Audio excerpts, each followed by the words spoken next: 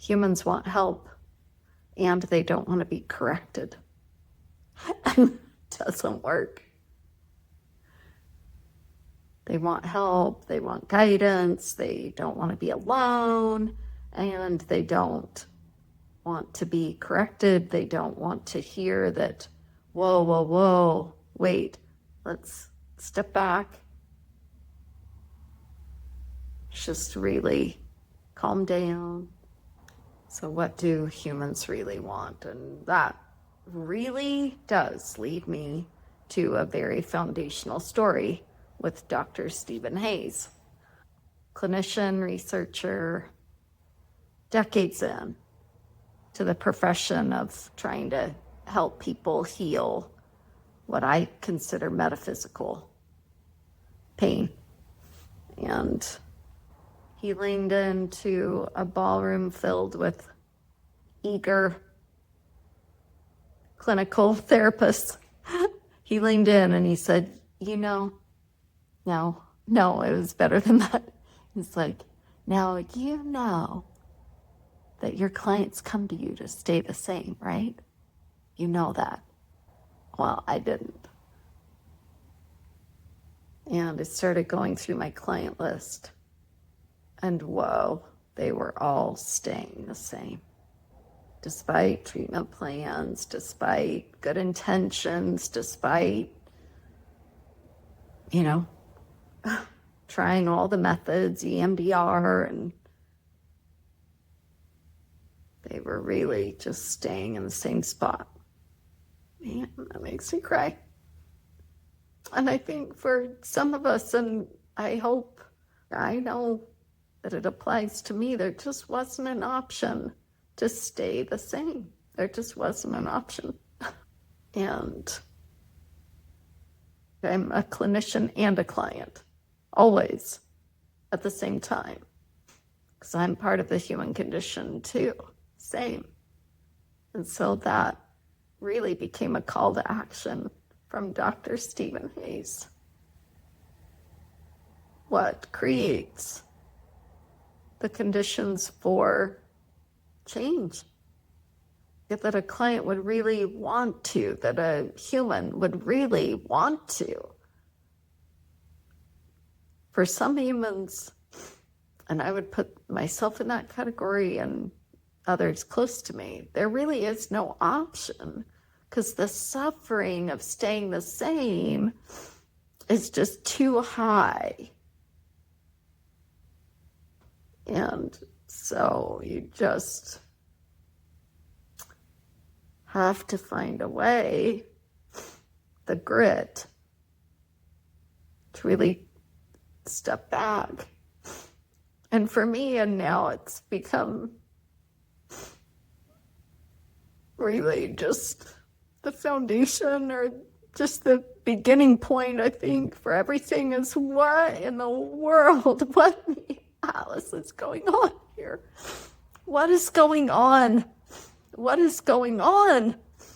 Because the confusion is just suffering. You can't figure it out. What is going on here? And rather than jump to conclusions, I would be in client sessions and I'm like, what is going on here? Deeper, layered, at the very base, at the very bottom. What is going on here? And there was a particular session I remember, it was with a couple. And I had been seeing the husband of the couple. And I was taking them through a beautiful exercise that I still use. It's called Mountain Pose. And all of a sudden, this was a big moment, because I had a failed marriage and I knew what the issues were there. And so I'm looking at a marriage that's in high conflict. We were going through this exercise and I knew the husband's words and I was listening to the wife's words. I had enough information. And oh my gosh, they're injured in the same way. They have the exact same injury. And they present differently, but the injury is exactly the same. They don't know. They're wondering. They just don't know if they deserve to be seen, heard, understood, and loved. And so they keep, in a misguided way, trying to receive some confirmation, some validation. I deserve to be seen, heard, understood, and loved.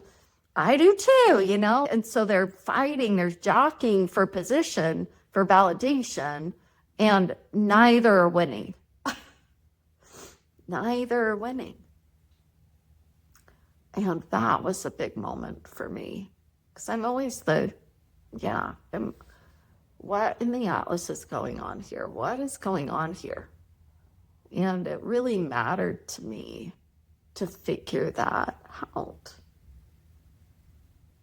And so I just kept gathering these really important, there were just moments.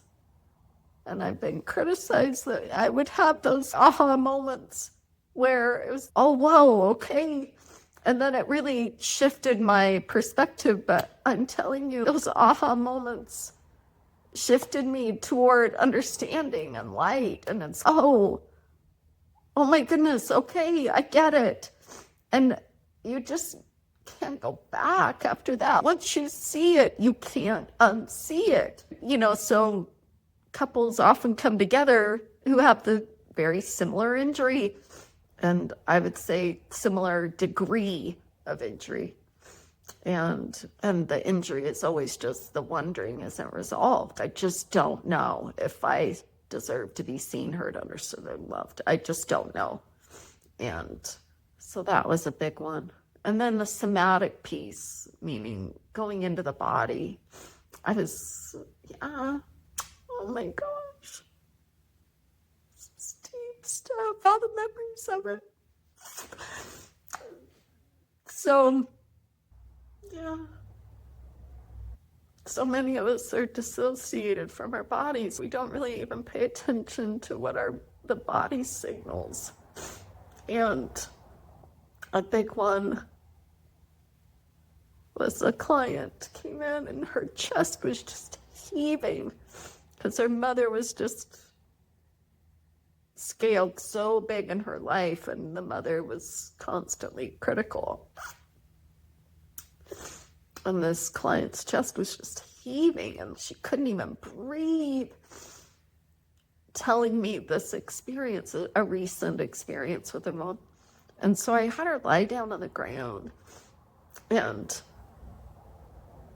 oh my goodness, in the moment, my goal was just to get her to just be able to breathe and calm down. And then I could feel the pain in her chest. There's this true, in neuroscience, I think they call them mirror neurons. So my mirror neuron, I could tune in to what her nervous system, what the information was in her nervous system. And there was just so much information going on just in her chest. And so that was a big aha moment. And I never looked back. So I would always guide a client, let's see what's going on in your chest. Because I could just, it just was a big piece of the puzzle for me of what in the Atlas is going on. Oh, it's not just the head. It's not just, there's just more. And then the culminating story. This made me cry so much. Like culminating discovery. It's just such a big one. And I've told it enough, but I'll tell it again. I'm sure I'm going to have to tell it a lot more, but I was with a client. She was so young, like 16. And her family was in such high conflict, and she was absorbing it all. It was up to her to kind of protect the younger siblings, to help her mom. And I had been working with her, and then this one particular session, she came in and she said, I just keep wanting to die instantly. When I'm in the bath, I want to drown. And so that high emotion was just too much for her body, that it had nowhere to go. The question I posed to her, I said, not really a question, it's a statement. I want your body to confirm that you matter. Because you can tell somebody in that state of overwhelm, and it won't register. The body's too overwhelmed. And so I wanted her body to confirm that she mattered. And the chest, I was familiar with what happens in the chest. I'd been, as I said, working in there and with client after client, understanding it. And then I could just feel that it was deeper. I want your body to confirm that you matter. And go down deeper. And we're both just sitting there, and it's pretty, intense as it needed to be. There's no soft way to really do this. And it didn't call for softness. She wanted to die, for goodness sake. So there's no way something soft, an intervention that was soft would work. It was, no, I'm going to stay with you. And I want your body to confirm that you matter. And so I just kept guiding it down. It's deeper. Keep going. And that kind of just almost pressured guidance of, no, keep going. And then all of a sudden we got to a place, and those mirror neurons, again, I believe in them. I could feel where she was in her body, and it was in her deep belly. I want your body to confirm that you matter. And it was just this burst. And I'd never felt it. And I could tell that she was feeling, and I looked up at her, and I had tears and she had tears. And I said, I don't need to say anything, do I? And she went, no. And we just kind of sat there and enjoyed that burst of her body confirming that she mattered. And it moves up through the chest, and then it moves up and it clears out, and your head feels a little bit of space instead of all that stress. And then those aha moments, as I said, I never looked back. Those aha moments really matter. It's, no, that's a big deal. What just happened? It was like a burst inside of me, and I felt it. And then that's, so working in that, now I knew what I was going to do with every client. That's where we focus. That's all that needs to be done, is it resolves the wonder. We all are born wondering. And so resolving the wonder, do I matter? Do I deserve to be seen, heard, understood, and loved? And it's in that order always. Anyway, we'll get into that later, but you always have to, that's the work, is you resolve the wonder. And even if you have to do it repeatedly, you just keep resolving the wonder. And then it's, oh, no, I can move forward and I can do tomorrow. And truly, for some people in some conditions, that's what we're doing is, oh, I can do tomorrow. And that's a big deal. That's a gift. That's a gift to humanity, that you can take someone in such profound suffering, like intense suffering, and you can pull their body, their nervous system, just the whole sensation signature into a place where it's, oh, I can breathe and I can actually do tomorrow. And that's, what a gift. And if I'm confident as a human, I'm always client and clinician, both. If I'm confident that I can guide your body to the truth, to resolve the wonder, no, you matter. You get to take a place. You get to take your place, your essence, your presence. And it's not conditional, and you don't have to do anything. And it just is. I think the only legitimate I am statement is I am that I am. I am that I am. I exist. I'm here. I have presence. I have essence. I am that I am. It's the only legitimate, true I am statement, because everything else can change. And if 2026 doesn't prove that. I don't know what it is. You have so many variations happening. I am that I am is the only true I am statement. I am that I am.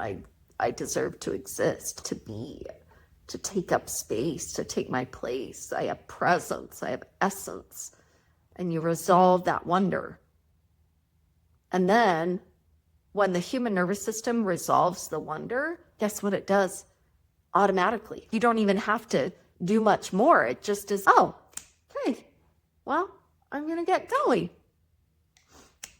You know, I love that. Shel Silverstein bone. I cannot go to school today, said little Susie Ann McKay. I have the measles and the mumps, a gash, a rash, and purple bumps. And she goes on and on and on and on and on. And then she says, oh, wait, what's that you say? You say today is Saturday? Oh, okay, I'm going to go out to play. That's basically what your nervous system does. It wants to shut down and say, I can't do it. And then you go down and you resolve the wonder and it's, oh, wait a minute, I can do it. I can do all of it. I can do tomorrow. I can do the next day, and then you just do it again.